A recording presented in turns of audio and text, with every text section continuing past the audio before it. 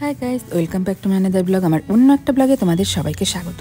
আজকে আমি সকালের ব্রেকফাস্ট রেসিপি নিয়ে এসেছি, সানডে ব্রেকফাস্ট। তা দেখতে থাকো।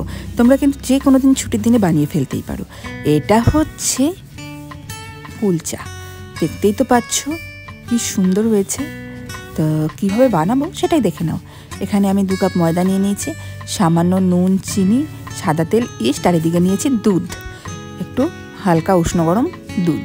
প্রথমে দুধের মধ্যে কি করতে হবে, চিনি, সামান্য নুন এবং ইস্টটা দিয়ে খুব ভালো করে মিশিয়ে দিতে হবে। এখানে কিন্তু আমি 2 চামচ মতো ড্রাই ইস্ট ইউজ করেছি, তোমরা যে কোনো কোম্পানির ইস্টই ব্যবহার করতে পারো। এই দেখো, ইস্টটা দিয়ে কিন্তু খুব ভালো করে নেড়ে চেড়ে মিশিয়ে দিতে হবে। তো এইভাবে আমি দেখুন খুব ভালো করে মিশিয়ে দিয়ে ঢাকা দিয়ে দিলাম। 10 মিনিট পরে ফিরে আসছি বন্ধুরা। দেখতেই পাচ্ছ ইস্ট অ্যাক্টিভ হয়ে গেছে, ইস্ট কিন্তু ফুলে উঠেছে।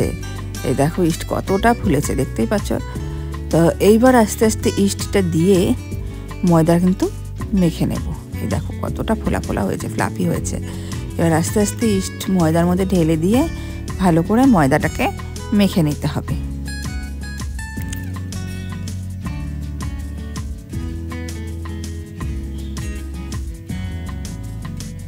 আমি এভাবে ময়দাটা মেখে নিয়ে তোমাদের সামনে ফিরে আসছি, তো দেখতে থাকো।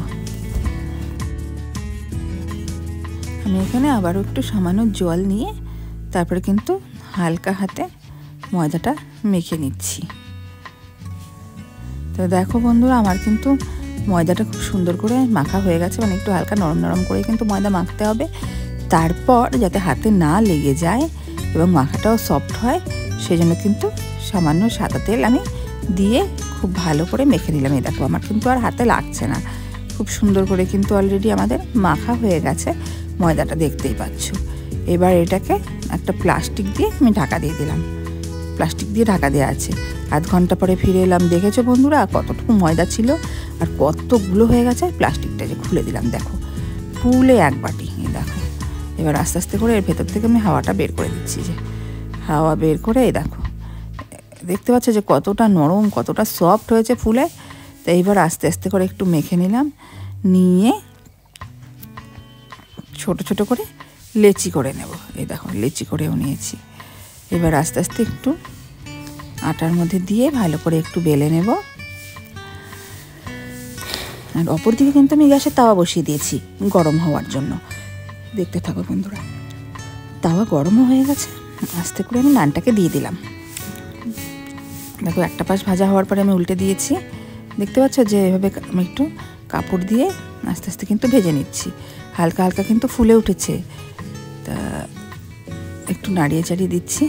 আর উপরে কিন্তু একটু হালকা এবারে বাটার লাগিয়ে দেবো, যাতে একটু খেতে খুব ভালো লাগে। এই দেখো